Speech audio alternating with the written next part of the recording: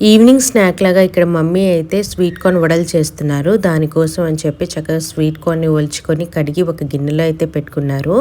ఇంకో పక్కన పచ్చిమిర్చి, కరివేపాకు, కొత్తిమీర, సన్నగా తరిగిన ఉల్లిపాయలు, కొద్దిగా జీలకర్ర, కారం, ఉప్పు వేసి 2 చెంచాల బియ్యం పిండి కూడా వేసి చక్కగా కలుపుకొని పక్కన పెట్టుకోండి.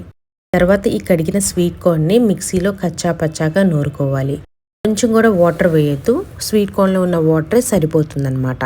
సో ఈ నూరుకున్న దాన్ని ఈ బియ్యపిండి మిక్చర్లో చక్కగా కలుపుకోవాలి. ఇందులో కూడా వాటర్ ఏం వేయొద్దు కలిపేటప్పుడు. కలుపుకున్న దాన్ని చక్కగా వేడిగా కాగుతున్న నూనెలో వేసి మీడియం ఫ్లేమ్లో పెట్టి కాల్చుకుంటే స్వీట్ కార్న్ వడలు చాలా రుచిగా ఉంటాయి అన్నమాట. ఇంకా ఈవినింగ్ స్నాక్ అయితే పర్ఫెక్ట్. పిల్లలు కూడా చాలా ఇష్టంగా తింటారు. ఇంకా వడలన్నీ మమ్మీ చేసేసిన తర్వాత ఇంకా బయట కూర్చున్నాము. చల్ల గాలి వస్తుందన్నమాట. కూర్చొని చక్కగా ఈ వడలు అయితే ఎంజాయ్ చేసాము. సూపర్ టేస్టీగా ఉన్నాయి.